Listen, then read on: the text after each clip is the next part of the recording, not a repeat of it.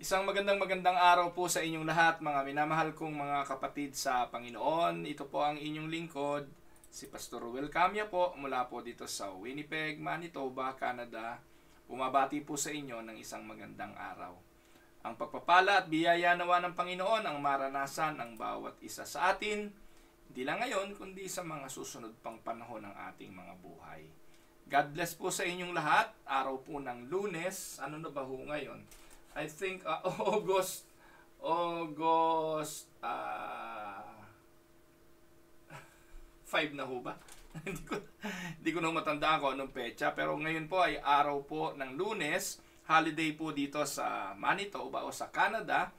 At usually kapag holiday hindi po ako nagla-live broadcast, pero I decided na gumising pa rin ng maaga para po makapagpahayag at maging instrumento ng daluyan ng salita ng Diyos sa atin ngayong umaga. It is good to start the week with the Word of God. Amen po ba? Kasi po alam natin ang kaaway ng Diyos, ang mga bulaang propeta, ang mga maling tagapagturo, hindi sila nagpapahinga. Patuloy sila sa pangangaral ng mga maling aral, tapos yung mga nasa tama, yung mga nagsasabing sila'y ilaw at katotohanan, ay hindi gumagawa ng ganong kasipag katulad nila. Kaya we are always on the disadvantage. Kaya lagi lang tayo naka-defensive. So we must be on the offensive. Tayo po yung nasa tama, tayo yung nagtuturo ng katotohanan. Kaya dapat ang sabi ng Panginoon, yung ating ilawan, hindi naman inilalagay yan sa ilalim ng takalan.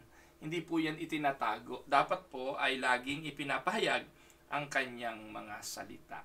So sa umaga pong ito, ang atin pong pag-aaral ay pinamagatan ko pong False Teachers in the Church Today. Ang Panginoon po sa kanyang sulat sa Sermon on the Mount sa Matthew chapter 7, verse 15 ay may pahayag na ganito. Ang sabi ng Panginoon, "Beware of false prophets which come to you in sheep's clothing, but inwardly they are ravening wolves." So, or ravenous wolves sa ibang translation ng term na ginamit.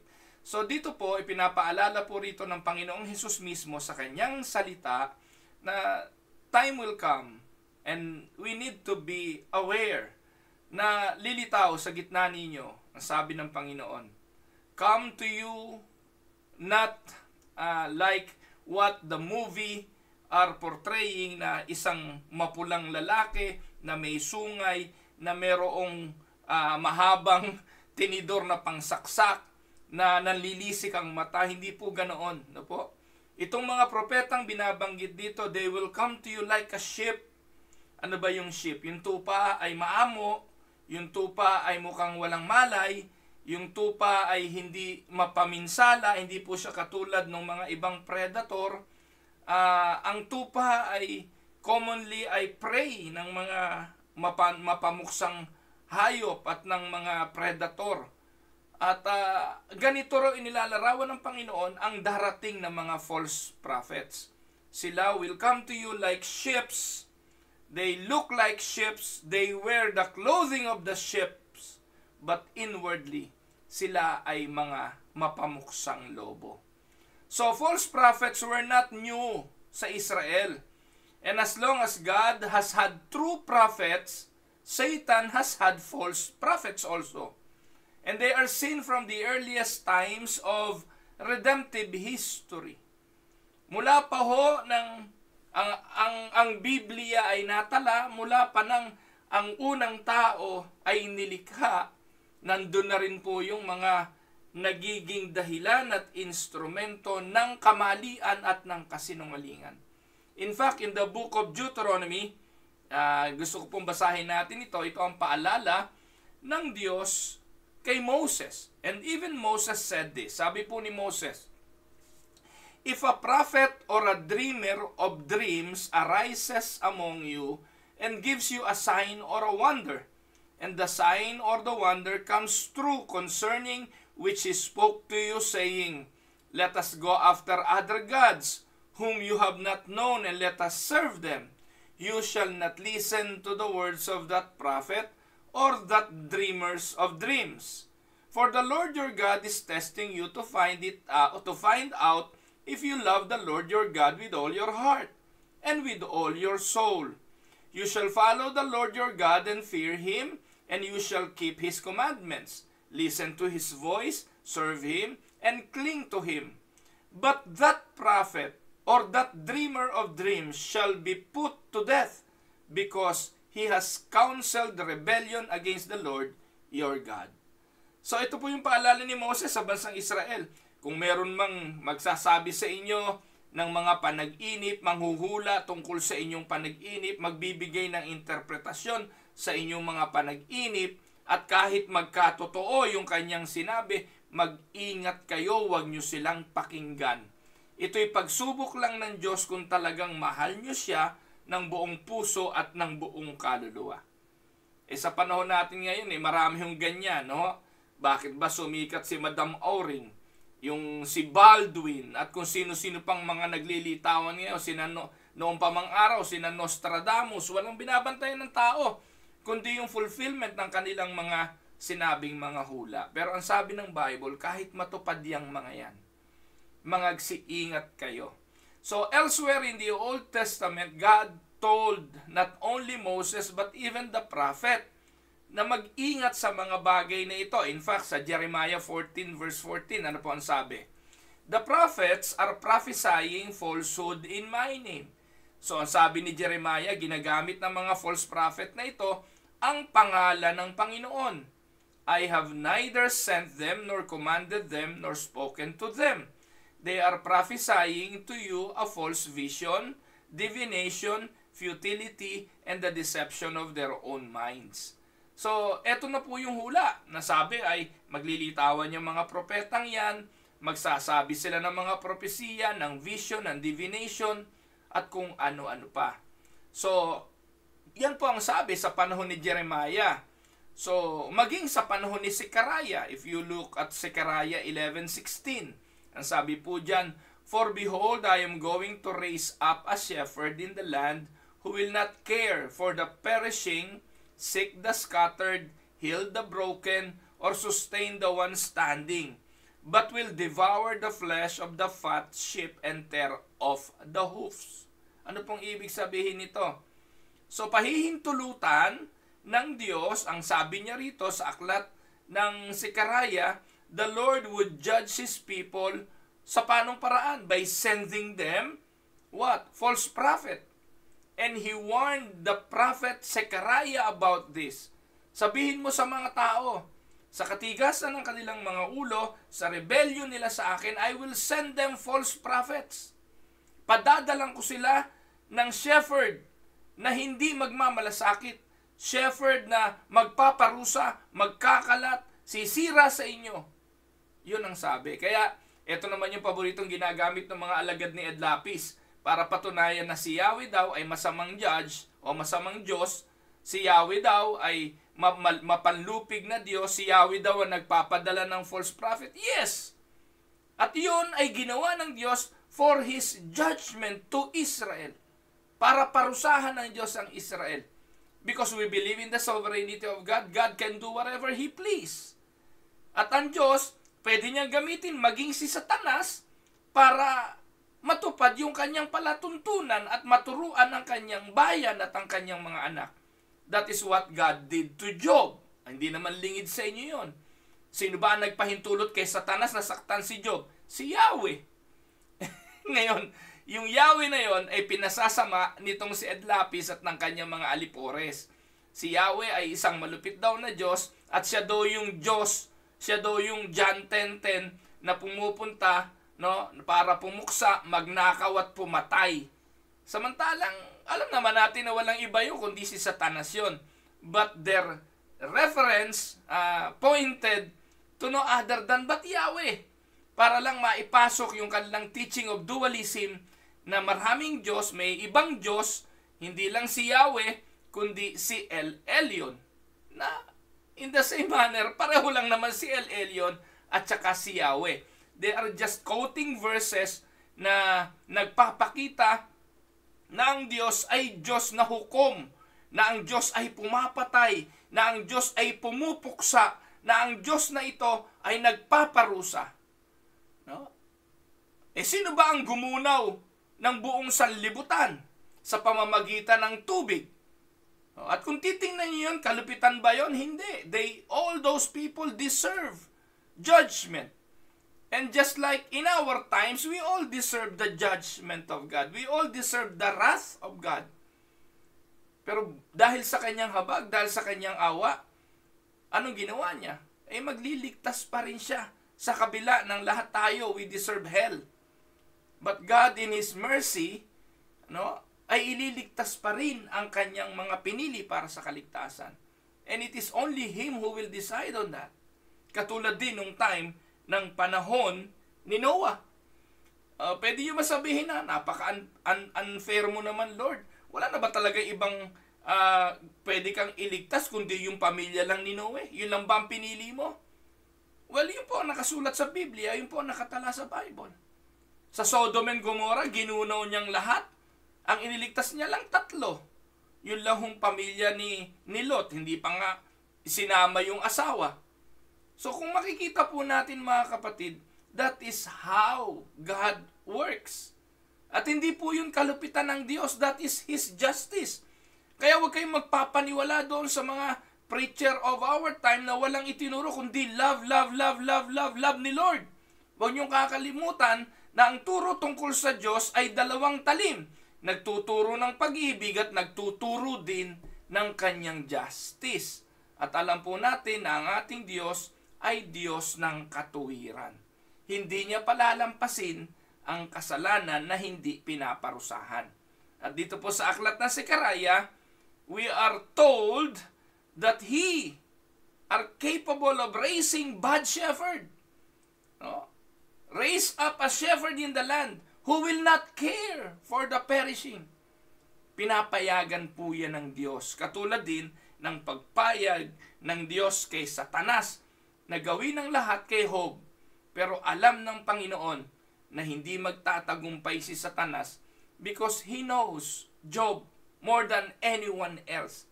He knows the strength of Job. He knows his capacity. He knows when he will give up. Amen po ba mga kapatid? Ganun ka din. So if you are facing trials of different kind, ang sabi ng Bible, be of good cheer, rejoice, for the testing of our faith produces perseverance. And perseverance, character. And character, what? Gives hope. Amen? So, maging si Paul ay binalaan ng mga believers sa Roma about this false prophet. Ano po ang sabi ni Paul? Now I urge you, brethren, keep your eyes on those who cause dissensions and hindrances contrary to the teaching which you learned, and turn away from them. For such men are slaves, not of our Lord Jesus Christ, not of our Lord Christ, but of their own appetites. And by their smooth and flattering speech, they deceive the hearts of the unsuspecting. So meron na pong paalala. Kaya hindi na po nakagugulat sa panahon natin ngayon na naglilitawan ng maraming mga propetang ito, mga false prophets na ito, false teachers na ito. Kasi panahon pa ni Apostle Paul, meron na pong mga ganito. So in other parts of the New Testament, false prophets are spoken of. Katulad po 1 Timothy chapter 4 verse 1. Paalala ni Pablo yan kay Timothy sa iglesia sa Epeso. Ang sabi po, now the Spirit speaketh expressly that in the latter times some shall depart from the faith, giving heed to seducing spirits and doctrines of devils. And sa sulat naman sa 2 Peter, ang sabi, but there were false prophets also among the people, even as there shall be false teachers among you, who privily shall bring in damnable heresies, even denying the Lord that bought them, and bring upon themselves swift destruction. May iba't ibang katawagan yan sa banal na kasulatan. They are called in different names. One, they are called false brothers, 2 Corinthians 11:26. tinawag silang false apostles, 2 Corinthians 11:13. Tinawag na false teachers, 2 Peter 2:1. Tinawag na false speakers, that is liars ang ibig sabihin, 1 Timothy 4:2. At tinawag din na false Christ sa Matthew 24:24. Yan po yung paglalarawan ng Biblia sa mga darating na mga sinungaling, bulaan, apostol kunwari, teacher kunwari, speaker kunwari, kapatid kunwari, Kristo kunwari. And I believe that you have seen this happening in our times. Gaano karami yung nagkukunwari, kapatid, pero kalaunan, nagtuturo ng maling turo. Marami nga tayong tinatawag ngayon, brother Eli, brother Ed Lapis, brother Eddie. Mga brothers, pero ano ang mga teaching? Nakuha niyo po? At yan ang sinasabi ni Apostol Pablo, mag-ingat kayo sa mga kapatid na ito. Tinatawag niyong kapatid pero mga bulaang mga kapatid. Sila'y mga propetang nanghuhula. Gaano karaming propesiya yan si Eddie Villanueva na sinabi, especially during the campaign, na false. Ang sabi sa Bible, pag ang sinasabing propeta ay nagprophesy ng hindi mang nangyari, ito ay bulaan. Hindi lang po yan, marami po. Si Kibuloy, no? Apollo Kibuloy. At mamaya, I'm going to express and say to you some of these false teachers of our times. Yun nga po yung topic natin ngayon. Mga false apostles. Alam niyo po ba, ang tinatawag lang apostol sa Biblia ay yung directly nakatagpo ang Panginoong Hesukristo. Directly nag-aral sa Panginoong Hesukristo. Nasaksihan si Jesus ang kanyang kamatayan at ang kanyang resurrection. Yun po yung mga apostol. Si Pablo, ganun din kasi directly, ayaw nga pong tanggapin ng 11 apostol itong si Pablo kasi nga po, hindi naman nila originally kasama si Pablo. Kaya 11 kasi si Judas po namatay na. Yung 11 apostles na natira, naghalal sila ng panibago at nung naging 12 sila, sabi nila 12 lang kami. Walang iba pa. Kaya yung si Apostle Paul, nagpapakilalang apostol, ayaw nilang i-recognize. Pero tinindigan ni Paul, ako man ay naging saksi. Nakita ko nga lahat yung mga pinagagawa nyo kasama si Jesus eh. Nakita ko nga nung kasama pa niya kayo eh. Nasaksihan ko yon. Pero noon, bulag pa ako, kaya pine-persecute ko kayo. Pero Jesus showed Himself to me after the resurrection sa daang Damasco. And God called him to be a disciple to the Gentiles. Kaya si Paul kilala bilang disipulo sa mga hentil.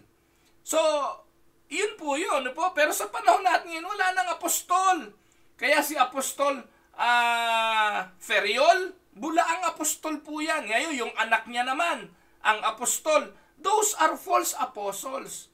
Dahil hindi naman nila nasaksihan talaga ang ating Panginoon. Wala na pong apostolic succession na makikita tayo after noon.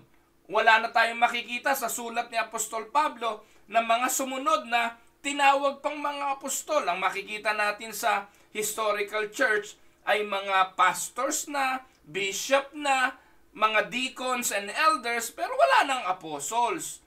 Meron din mga false teachers, mga bulaang guro, mga bulaang tagapagturo at ang sabi mga sinungaling at meron ding mga magpapanggap na mga false Christ. Si Apollo Kibuloy ang isa dyan. At bawat bansa, bawat nation in the world, merong lumilitaw sa bansang yun na nagpapakilalang sila ang Mesiyas. Sila ang Christ. At ito po ay inihula na ng banal na kasulatan. So, the Apostle John tells us, ang sabi ni John, Beloved, believe not every spirit. So ito yung warning.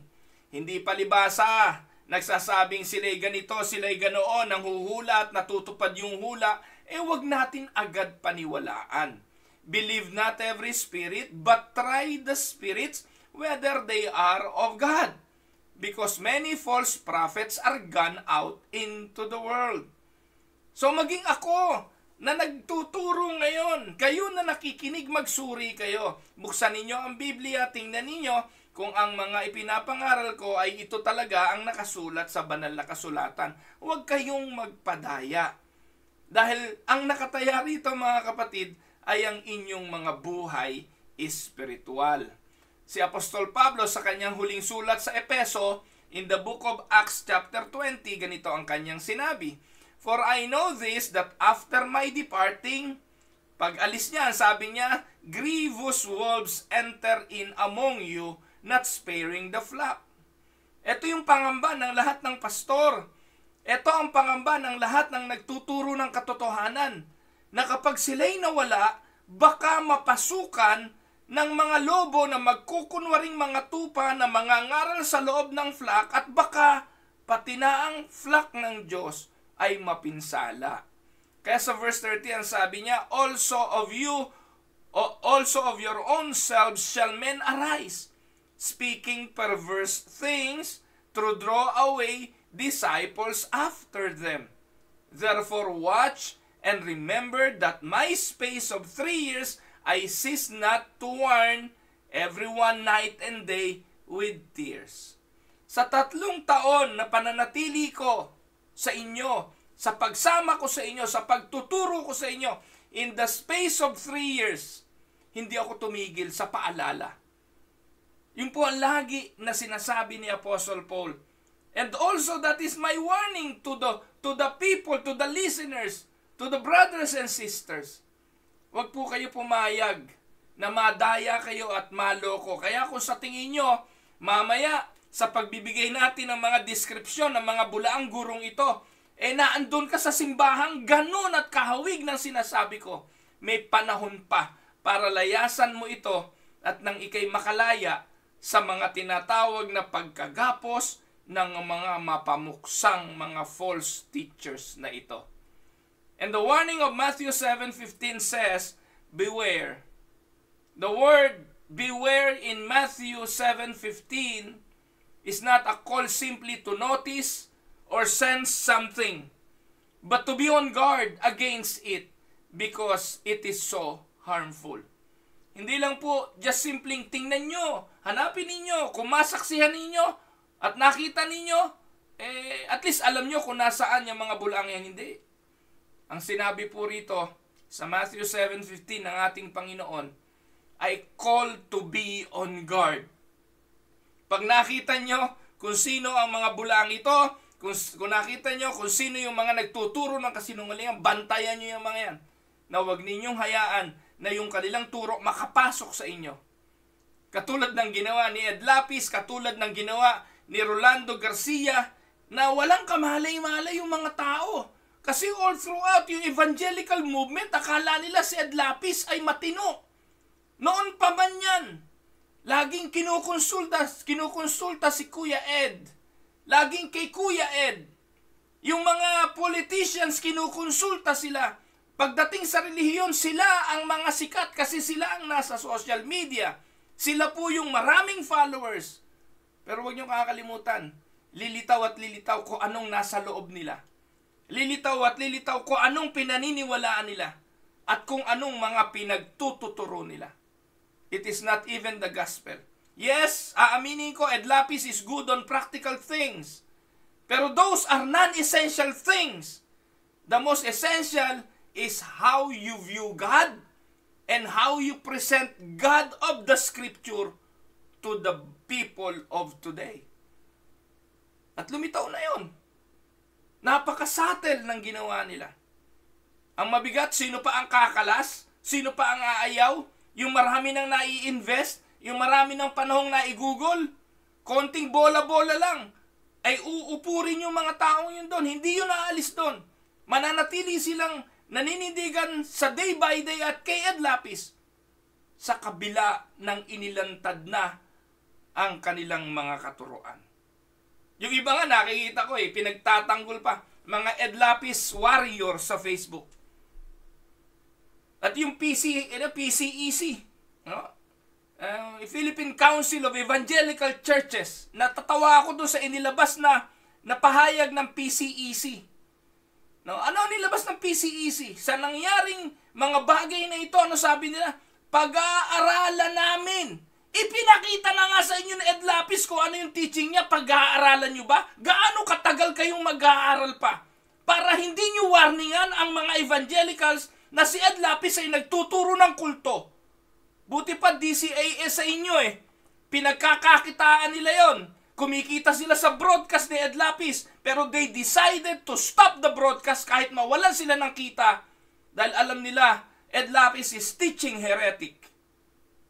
No? Teaching heresy. Kakatawa itong mga leader na to eh. No? Dahil natatakot sila sa mga sasabihin, makikipag-compromise sila. Kailan kayo maglalabas ng official statement? Ang official statement ninyo, pag-aaralan namin.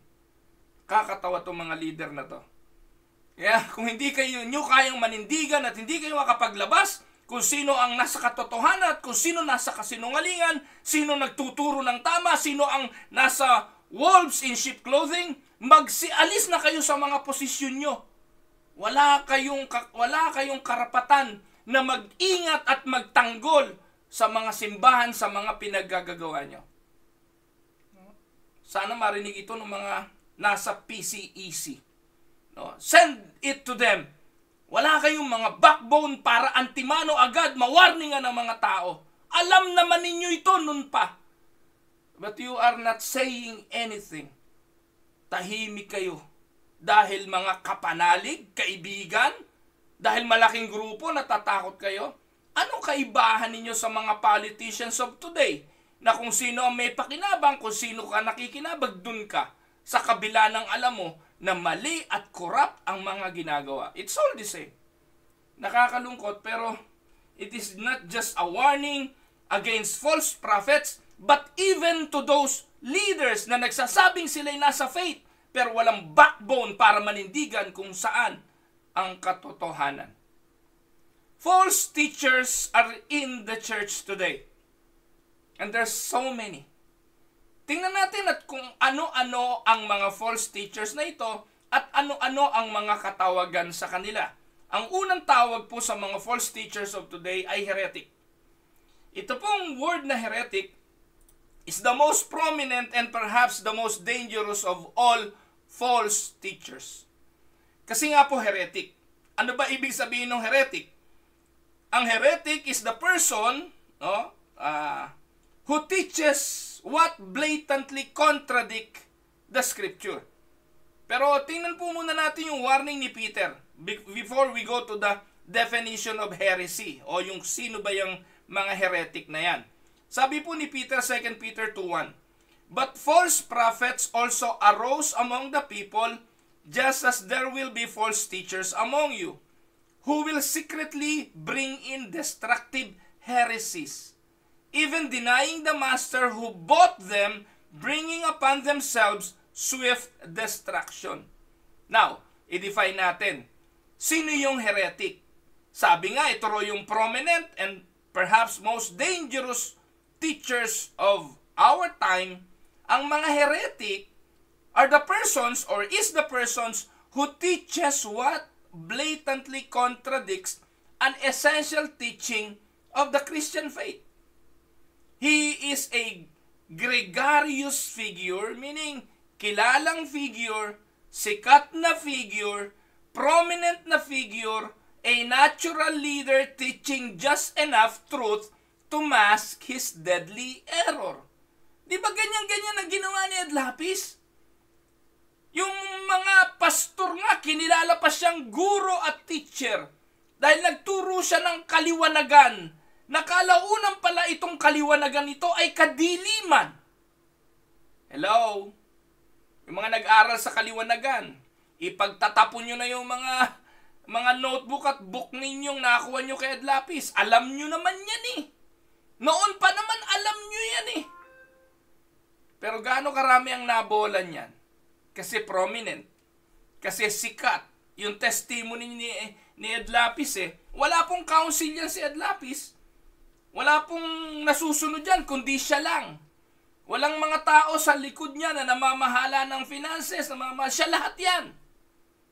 At kung saan merong mga simbahan na siya rin ang lahat, siya ang nasusunod, siya ang makapangyarihan, alam nyo na yan. Yan ang mga unang mga palatandaan ng kulto. Si Kiboloy, si Adlapis, si Eli Soriano, na po, kung sino yung mga prominente na sila ang nasusunod sa lahat. You know that? So, ano sabi? Ano daw ito? Natural leader teaching just enough truth to mask his deadly error, yet in denying the faith and celebrating what is false, he leads his followers from the safety of orthodoxy to the peril of heresy. Yan ang tinatawag na heretic. Talaga hong yung kanilang teaching ay in contrast to the original teaching of the apostles, to the orthodoxy. At napakarami po niyan. Kaya mag-ingat mga kapatid. Napakarami pong mga bulaan, mga heretic ang tawag doon. Kaya kung hindi mo alam ang teaching ng doctrine, kung hindi mo alam ang theology, ano mangyayari? Madadaya at madadaya po kayo. Mapapaniwala po kayo na sila ay nasa katotohanan at maaaring iligaw kayo sa pamamagitan ng kanilang mapandayang mga pagtuturo. Bringing upon themselves swift destruction. Yan po ang sabi ni Peter. Magpapasok sila. They will secretly bring in destructive heresies. Yan. Ano po yung pangalawa? Number 2, yung unang, yan, ito, pakinggan nyo, ito yan. Tingnan nyo po, pakinggan nyo saglit. Ulitin ko, maaaring hindi nga talaga fruit yung kinain nila. Maaaring nag-sex sila. Listen. Sa Genesis chapter 3, nung sinabi na Yahweh, huwag kayong kakain ng prutas. Baka naman inedit lang. Baka ang sinabi talaga ni Yahweh, huwag kayong magsisex. Wala si Yahweh. Nag-sex yung dalawa. Kaya pala natin. Kasi nabuntis, kaya pala natin. Bakit maaaring sex ang ginawa nung... Maaaring wala talagang tree eh. Maaaring ginawa lang Hollywood yung pagkakakwento sa Bible. Maaaring wala talagang tree. Maaaring nag-sex talaga sila. Kasi tinan mo, nung pagkabalik ni Yahweh, anong sabi? Kinain nyo na. Babae, dahil dyan mabubuntis ka. Di ba yun yung parusa, mabubuntis? Kahit kaninong science mo itanong, wala kang makakain prutas, tas mabubuntis ka. Kahit kaninong science mo itanong. Pero pagkabalik ni Yahweh, bakit ang parusa sa babae? Mabubuntis ka. Kung ako si babae, teka, prutas lang yung kinain ko, ba't nabubuntis ako? Wala sa usapan yon. O hindi talaga prutas ang kinain. Maaaring itlog ang kinain. Kaya alam nyo, totoo yung joke. Maaaring totoo yung joke na dami-daming kakainin kasi ba't yung mansanas pa, pwede naman yung... Tas ayaw, nagalit si Yahweh kasi dapat siya yung Hindi, joke lang. Nakita niyo po itong turo na to? Yan po, alagad ni Adlapis yan eh. Yan si Rolando Garcia. Awakening Church. Title pa lang Ganda sana, Awakening Church. Saan kayo namulat? Saan kayo naging awake? Naging awake kayo sa kadiliman. Palakpakan pa ang mga tao. Tanong, may prutas ba o wala sa Genesis? Yun naman ang sinasabi ng Bible eh. Puro espekulasyon. Maaaring hindi prutas, sex pa ang naging comparison. Isipin nyo, yung mga tagapanood niyan, mula ngayon, paniniwalaan nila at ituturo sa kanilang mga anak-anak, hindi talaga yan prutas. Anak, wala talagang puno dyan. Actually, yan yung sex nila. Sex. Can you imagine? At ang unang bunga ng kanilang kasalanan, hindi ang pagbubuntis. Ang unang bunga ng kanilang kasalanan ay kamatayan. Yun ang dapat ipakita at ipakitang turo para ma-highlight ang redemptive work ni Christ. Sa Genesis 3:15, yun ang highlight nun. Yung pagliligtas na gagawin dahil ang tao ay nasadlak sa kamatayan. Hindi yung pagbubuntis at hirap ng pagbubuntis at kung ano-ano pang physical effect nung kasalanan ng tao. Pero walang ka-theology to. Kundi puro espekulasyon, mga turo, swift destruction nga ang tawag doon. Sabi ni Peter. Ngayon, yan po yung mga heretic. Nagtuturo ng mga heresy. False teachers in the church today. Yan ang una, heretic. Number 2, charlatan. Siguro ngayon nyo lang narinig yung term na yan eh. Pero ano ba ibig sabihin ng charlatan? The charlatan is only interested in the Christian faith to the extent that it can fill his wallet. Yan po ang ibig sabihin ng charlatan. The charlatan is the person who uses Christianity as a means of personal enrichment. Nung araw, walang gustong magpastor. Dahil walang pakinabang ang magpastor. Walang sweldo ang pastor noon. Puro lang love gift ang tawag. Pero ngayon, pag nagpastor, at ang ginaya ay ang mga charlatan na ito, na ang pagpapastor at ang ministry ay for personal enrichment, personal gain, and they want to fill their wallet, alam nyo na, saglit lang, milyonaryo ka. Because they will appeal to the emotions of people. They will appeal to the desire of the people for something extraordinary.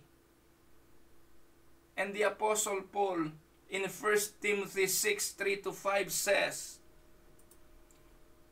if any man teach otherwise, and consent not to wholesome words, even the words of our Lord Jesus Christ, and to the doctrine which is according to godliness, he is proud, knowing nothing, but doting about questions and strifes of words, whereof cometh envy, strife, railing evil, surmising, perverse disputing of men of corrupt minds, and destitute of the truth, supposing that gain is godliness. From such withdraw thyself. Yan po ang sabi ng Panginoon. The charlatan is only interested in the Christian faith to the extent that it can fill his wallet. The charlatan uses his leadership position to benefit from others' wealth. Sa Bible, meron naman yan eh. Kilala niyo po ba si Simon Magus? In the New Testament, Simon Magus was motivated by love of money when he tried to purchase the power of the Holy Spirit. Nanunuhol sa mga apostol. Gusto ko rin ika magkaroon ng power na yan eh. Magkano ba ika para magkaroon ganyan?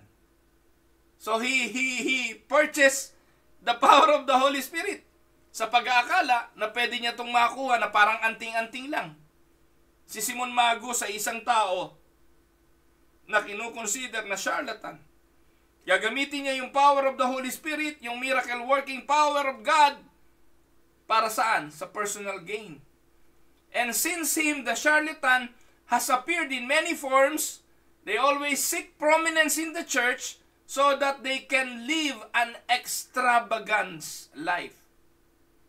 Naalala niyo po, maging during the time of the Reformation, si Pope Leo X famously commissioned si Tetzel to sell indulgence. The prophets not only funded the reconstruction of St. Peter's Basilica, but also his luxurious lifestyle. Kaya po nagkaroon ng Reformation eh. Kaya si Martin Luther ay pikon na pikon. Dahil yung Papa noon, si Pope Leo X, nag-utos po, ayan si Tetzel po yung inutusan na magbenta ng indulgence. Roman Catholic, listen, alam niyo po ba yung indulgence? Yun po yung papel na magpapatunay na yung kasalanan na hindi mo pa nagagawa na mangyayari kasi lahat naman nagkakasala, ia-advance mo na ang bayad. Patatawarin ka na sa kasalanang hindi mo pa nagagawa in advance. Dahil pag hindi ka naman binigyan ng indulgence paper at ikay nagkasala, sa impyerno ka pupunta. Can you imagine this kind of a teaching? Gagawa sila ng propaganda, gagawa ho sila ng mga pambobola para makakolekta ng pera sa mga miyembro. So walang kaibahan yan. Nung early 90s naman, naglitawan yung mga tele-evangelists, sina Robert Tilton, na nagbenta rin ng $10 millions each year by exploiting the vulnerable and gullible. Noong isang araw, sa Brazil yata yun, merong nagbebenta ng mga palasyo sa langit. You saw that on Facebook. No, sa langit, nagbebenta. Kung gusto mong magkaroon ng magandang masyon sa langit, ngayon pa lang, pwede ka nang bumili dito sa lupa. Can you imagine? Yun nga real estate agent dito sa mundo eh. Tinitingnan mo kung ito ay legit real estate agent. Bago ka bumili, magkakaroon ng tinatawag na due diligence. Titingnan mo kung saan nakatayo yung bahay na bibilin mo. Kung meron bang titulo yun, pinapaalalahanan tayo maging mapagsuri sa binibiling property. Pero ikaw, bibili ka ng property sa langit na ibinebenta ng isang propeta, ng isang pastor dito sa lupa. Ang nakapagtataka, ang daming naluloko. Naman talaga. Ganon katindi. Noong dekada 90, naglitawan yung mga yan. At ngayon, sa panahon natin ngayon, ayan ang mga bida. Si Benny Hinn, si Creflo Dollar, si Kenneth Copeland, si na Joel Austin. Sa atin sa Pilipinas, si Eddie Villanueva, yung Iglesia ni Cristo, si Kibuloy, yan si Renato Carrillo, yan si El Shaddai, si Mike Velarde. Pare-pareho yan. Tapos ngayon, yung mga nasa evangelical movement na sikat ngayon, napasok kasi kahit yung mga mainline denomination ay yan si Uriel Balano. Puro mukhang pera yan. At sa kanilang mga sermon, ipinapakita nila ang pagiging gahaman nila sa pera. Bakit, Pastor Ruel, hindi mo ba kailangan ng pera? Kailangan. Pero ang pangako ng Diyos na aking pinaglilingkuran, sapat ang biyaya, hindi nagkukulang. Sapat na po sa akin yung sapat. Pero kailangan ko pangalanan yung mga yan, mga kapatid. Dahil yan ang ubod ng daming nabobola. Narinig niyo ba yung testimony ni Ed Lapis kung papaano ang milyon-milyon ay pumasok sa pera ng day by day? Na ang milyon-milyon ay hindi accounted. It was given to him personally. You can see that on his preaching. You can listen to it on Facebook, on YouTube.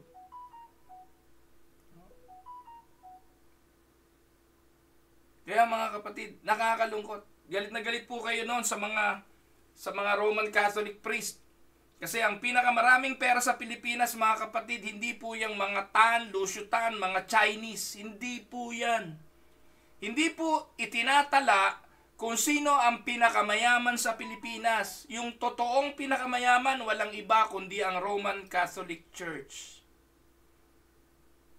Ang tanong nga dito sino kayang makikinabang ng katakot-takot na kayamanan ng Roman Catholic Church sa Philippines? Kasi kung darating si Kristo, sinayang lang talaga ng Roman Catholic Church ang katakot-takot na investment nila. Number 1 investor po yan ng lahat ng bangko. Name it, lahat ng bangko sa Pilipinas, may pera ang Roman Catholic Church. Yung Catholic Bishop lang, alam naman nyo yan eh. Gaano karami pera niyan sa BPI? Sa lahat ng bangko sa Pilipinas. Yung St. Luke's Hospital, kanila yan.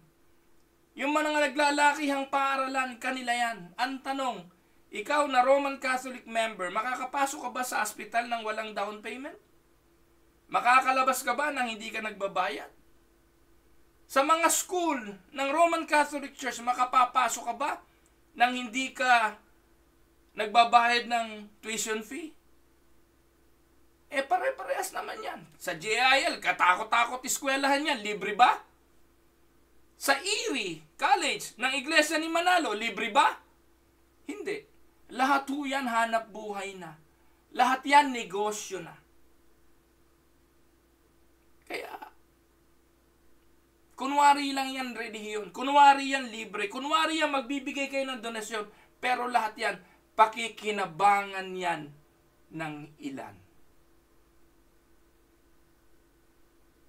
Tapos yung mga anak ng mga leader niyan, tanungin nyo kung saan nag-aral.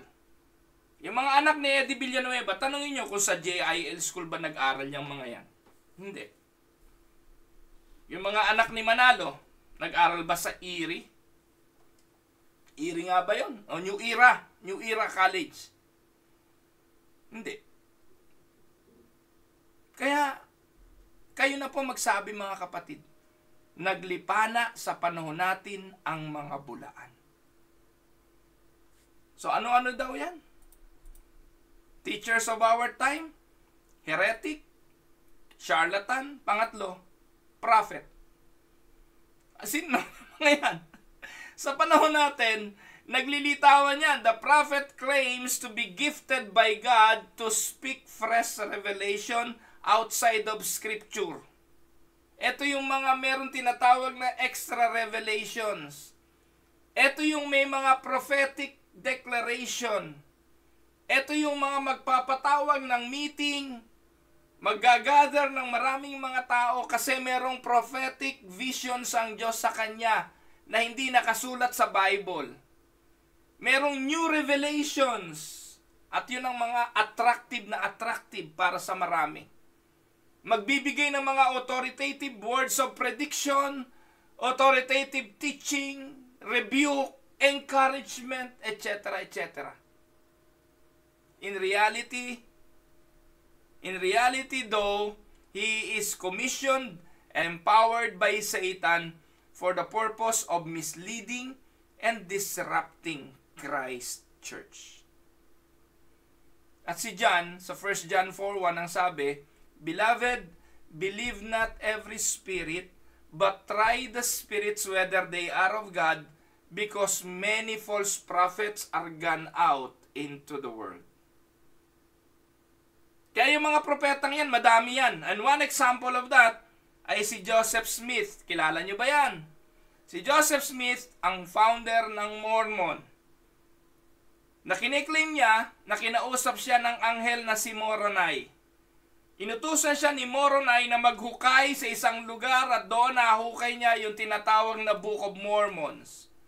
At itong Book of Mormons na ito ay higit na makapangyarihan kesa sa scripture na meron tayo ngayon. So this is an extra revelation from God. The Bible that we have, the New and the Old Testament, is not reliable in all sense para tayo ay makapasok sa kaharian ng langit. Merong ibang turo at ito'y itinago na sa kanya lang inireveal ng anghel na si Moroni. Si Joseph Smith, ang numero 1 false prophet, and he declared himself as the prophet of our times. Si Felix Manalo ng Iglesia ni Cristo, kasama yan sa kanilang pagdodoktrina at pagtuturo na si Felix Manalo ay anghel. Siya'y anghel na isinugo ng Diyos para sa panahon natin. At ito'y specific sa Asia at pinilit nilang palabasin na yung dulong silangan ay ang Pilipinas. Dahil doon lilitaw ang anghel na ito at magsisimulang mangaral. Napakarami magpahanggang ngayon ang napaniwala na itong si Felix Manalo ay sugong anghel. Si Kibuloy, yung wanted ngayon ng NBA, ng NBI. Apollo Kibuloy claimed to hold the key of heaven. And he is the only way now to the Father. He holds the key of our soul. Lahat tayo dadaan sa Kanya para tayo maligtas. Narinig nyo naman yan. Di naman siya nagbibiro. Seryoso siya nang sinabi niya ang bagay na yon. Si Renato Carrillo ng Jesus is, ano ba yun? Our Shield. Siya po yung nagpapapakilig ng mga tao. Kinakausap ang demonyo live on stage. Claim to be a prophet of God. Napakadami pa ho mga kapatid. Napakadami pa.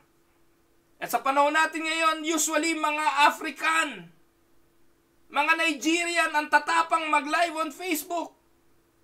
Meron pong isa na pastor, itinali ang kanyang sarili, naglagay ng pakpak para lang patunayang siya'y lilipad. At may tali po galing sa kisame, pumasok siya sa loob ng kisame. Meron pong isang pastor na nagsasabing sa hagdan siya'y maglalakad at lulutang sa hangin. You saw that on Facebook. Meron pong isang pastor na nag-aahit ng pubic hair ng kanyang miyembrong mga babae sa altar bilang part ng kanyang cleansing, paglilinis daw. At ang pubic hair daw ay karumihan sa babae. Dapat daw ang babae laging walang pubic hair. Ano namang mga teaching to? Pero yun daw ang utos, yun daw ang revelation sa kanya ng Diyos. Para ang babae maging malinis sa harapan ni Yahweh, dapat wala siyang pubic hair. Mga kapatid, mag-ingat kayo.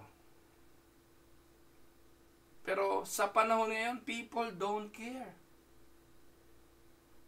Alam na ninyo na ganyan yan.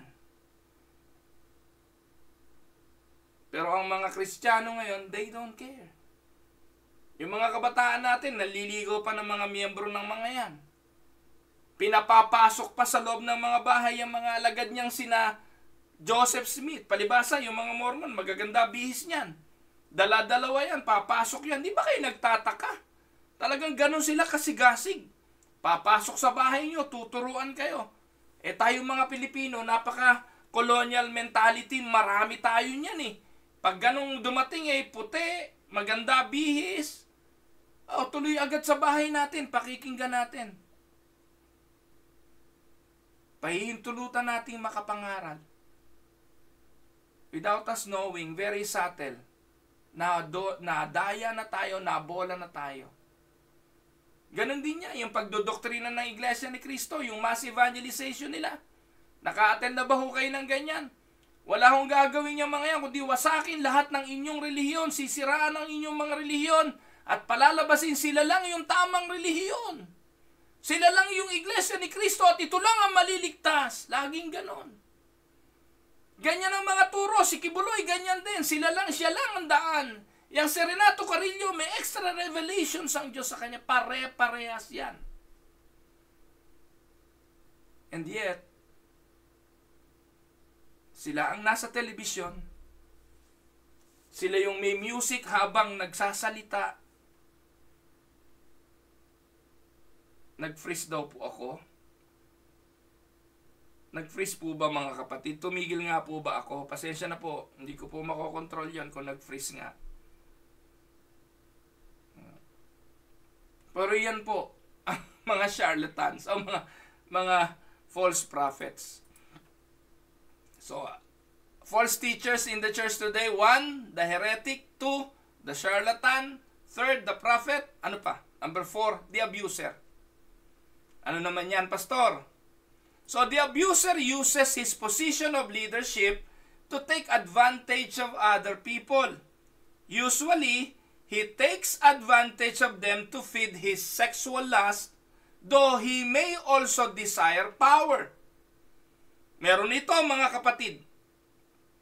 At ang sabi po sa 2 Peter 2:2, and many shall follow their pernicious ways, by reason of whom the way of truth shall be evil spoken of.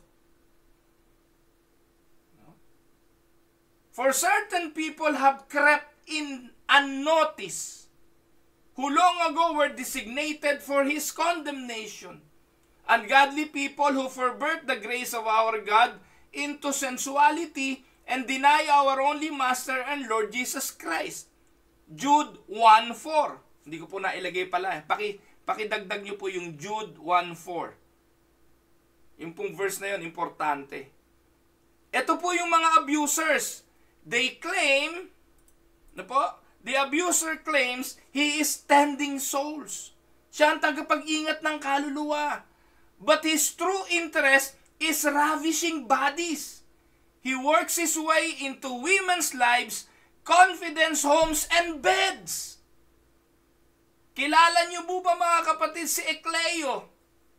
Sabi nga, when he is not pursuing illicit sexual pleasure, he may be domineering people to gain power, abusing them on his path of prominence.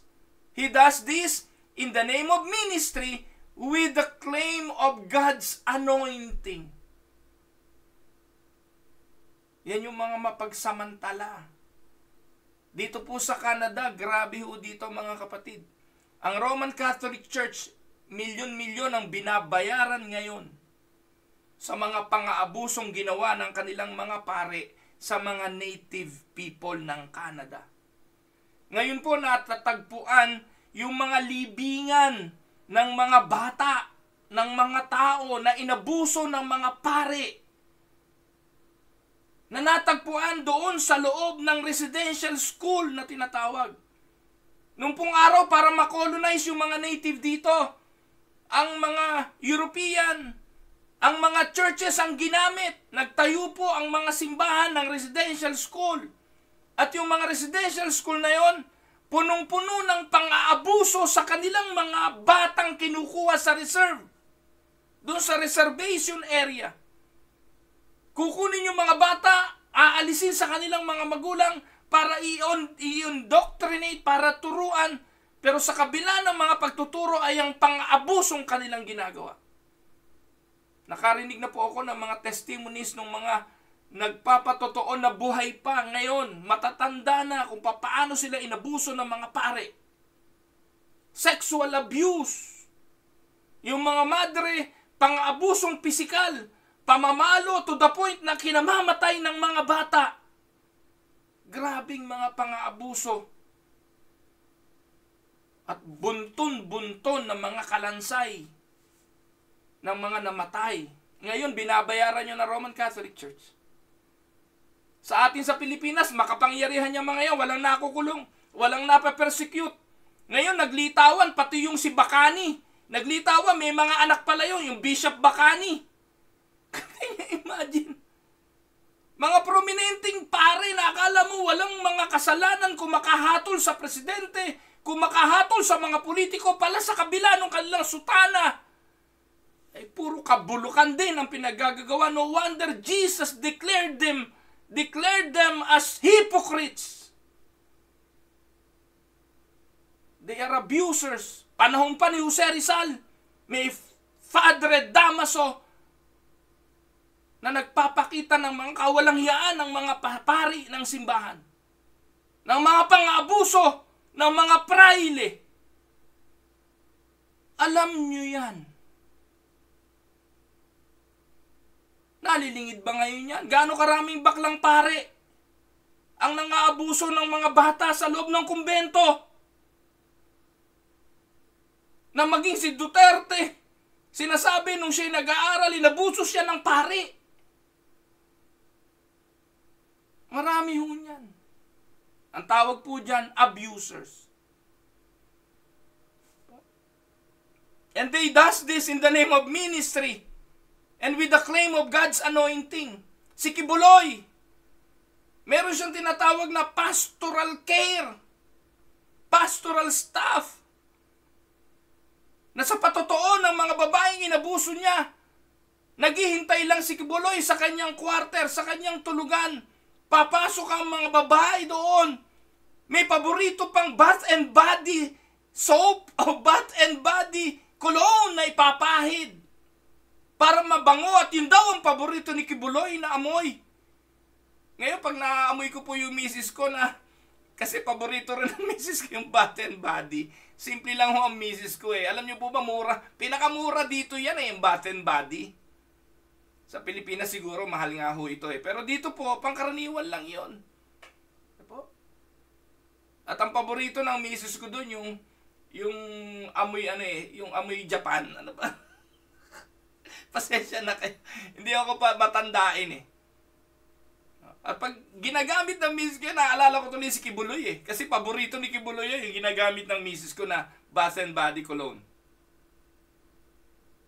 Matindi. Oh. He unapologetically uses and abuses others to feed his lust. Example niyan, Eli Soriano.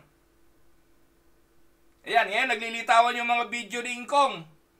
Naglilitawan yung mga video na siya may boyfriend. No, kayo na po maghatol. No, noon pa man, may akusasyon na Iglesia ni Cristo na si Eli Soriano ay boylet. Si Apollo Kibuloy. Binanggit ko na kanina, paano ginagawa? Si Senior Aguila. Senior Aguila. Yun yung kamukha, yung mataba na, sorry for the term, pero na television. At si Ruben Ecleo. Si Ecleo po, ang mga miyembro niyan may sariling kwarto, si Ruben Ecleo sa kanilang mga bahay, na kung saan si Ruben Ecleo raw dumadalaw sa mga bahay ng kanyang mga miyembro, nakikipagsiping at nakikipagtalik sa maisipan niyang kaanib. Yan yung PBMA, Philippine Benevolence Missionary Association ba or Alliance, something like that. Yan po ang tinatawag ng mga abusers. Nagkalat po yan, mga kapatid. At naglitawan niya sa Hillsong. Yung pang-aabuso ni Carl Lenz sa kanyang asawa. Naglitawan yan, mga kapatid. Kung saan merong mga malalaking relihiyon ngayon. Di naman nalingid sa inyo yun eh, yung Hillsong America. Na si Carl Lenz, habang sikat na sikat, rockstar pastor po yun ng Hillsong, ay namumuhay ng double life. Niloloko yung kanyang asawa na magpapaalam para sa conference, magpapaalam para sa seminars, umaattend pala doon sa bahay ng kanyang lover, sa bahay ng kanyang girlfriend. Grabe, mga kapatid. Paano nila inaabuso ang kanilang mga miyembro at ang kanilang mga asawa at pamilya. So, ilan na ba yan? Heretic, charlatan, prophet, abuser, panlima, tickler. Ano naman yung tickler? Ito na ba yung panghuli? The tickler is the false teacher who cares nothing for what God wants and everything for what men want.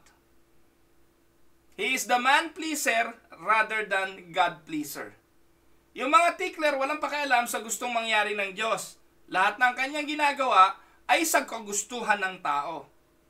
Kaya ang ministry nakasentro sa gusto ng tao. Ang pananambahan dapat gusto ng tao. Ang sermon dapat gusto ng tao. Ang lahat ng gagawin dapat gusto ng tao. Kaya ibigay sa tao lahat ng gusto. Huwag mong sasaktan ng tao, huwag kang magsasalita ng masakit, huwag kang magsesermon tungkol sa kasalanan kasi ayaw yon ng tao. So, ang term, man-pleaser rather than God-pleaser. And you can see this in many churches of today. Sabi ni Pablo kay Timoteo, 2 Timothy 4:3-4, "For the time will come when they will not endure sound doctrine. But after their own lust shall they heap to themselves teachers, having itching ears, and they shall turn away their ears from the truth, and shall be turned into fables." Ganito ang gagawin ngayon ng mga pastor na yan. Dahil ang tao, darating doon sa panahon, ayaw nila ng sound doctrine. Ayaw nila ng pag-aaral, ayaw nila ng theology. Bigyan mo na lang kami ng maganda sa pandinig. Bigyan mo na lang kami ng gusto naming mapakinggan, katulad ng nakakatawang jokes, katulad ng devotional materials na ginawa sa English na puro kwento na tatagalugin mo para maging katuwa-tuwa sa mga miyembro. At magpatawa ka na lang sa pulpito. Because people will turn away their ears from the truth, and they shall be turned unto fables. Yan po ang totoo. Gusto ng tao ngayon, mga kwentong barbero. Ang gusto ng mga tagapakinig ngayon, binobola sila sa halip na katotohanan ng Ebanghelyo. So the ticklers craves popularity and praise from the world. Joel Osteen, Joyce Myers, Kenneth Copeland, yun yung mga talagang popular. No? To maintain his followers' respect, he preaches only the part of the Bible they deem acceptable. Alam niyo mga kapatid, yan ang comment sa Tinig ng Pag-asa. Ang Tinig ng Pag-asa, napakasakit magsalita. Walang pakundangan kung magsalita si Pastor Ruel. Pwede namang sabihin ng maayos, ba't ganun? Mga kapatid, pinasasakit ko pa talaga. Kumbaga, kung may sugat, dudutin ko pa yung sugat na yan. Kasi hindi pwedeng takpan niya ng langib at magkunwaring magaling. Tatanggalin ko yung langib na yan, dudutin ko pa yan para lalo pang sumakit. Doon ka lang makatatanggap ng kagalingan sa pamamagitan ng pagkilala na nangangailangan ka ng kagamutan. At ito ang trabaho ng Tinig ng Pag-asa. Again, hindi po ako nagpaparami ng followers. I am here teaching the Scripture.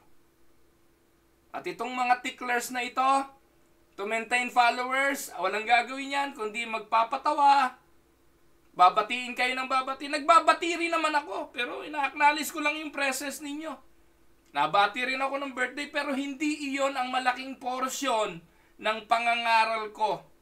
Marami pong nangangaral ngayon, magsesermon ng kapraso, puro batian ang haba ng oras. Ako po, minsan di na po nakakabate dahil sobra ng haba. Kasi ang concentration ko is the preaching of the Word of God. Kung hindi ko kayo nabate, naiintindihan nyo naman ako. Alam kong alam nyo yun.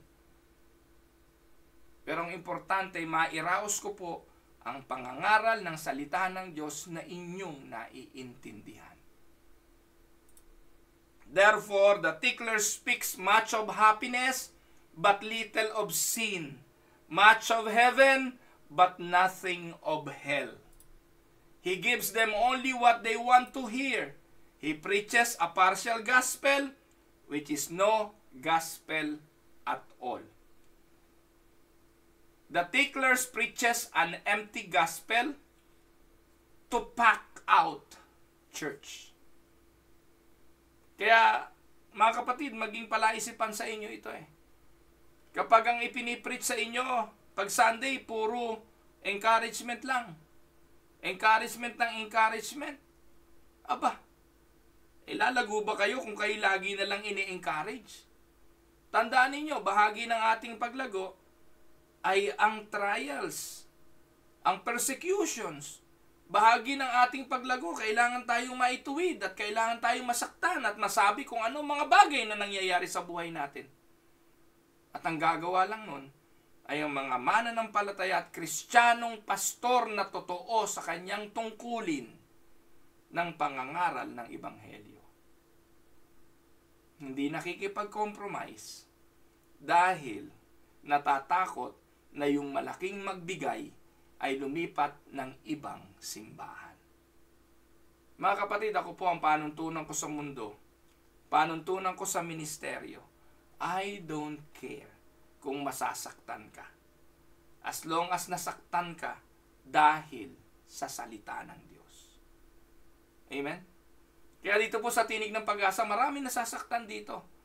Ang kagandahan lang po nito, hindi ko kayo kilala. Mahirap po magsermon ng ganun talaga pagdating sa pulpito kasi akala ng mga miyembro, pinatatamaan ko na naman sila kasi kilala ko na silang lahat. Mga kaibigan ko silang lahat. Parte na sila ng buhay at pamilya ko. Kaya pag nangaral ako at yun naman ang sinasabi ng Bible, nag-aarayan sila. Pero siguro kilala na rin nila ako na pagdating talaga sa pangangaral ng salita ng Diyos, hindi ko po pinipili ang salita. Kung anong sinasabi ng Biblia, iyon ang ipapahayag ko. Pero dito sa Tinig ng Pag-asa, walang problema. Hindi ko naman kayo kilala. Hindi ko naman nakikita buhay nyo. Hindi ko naman alam kung ano mga pinaggagawa nyo.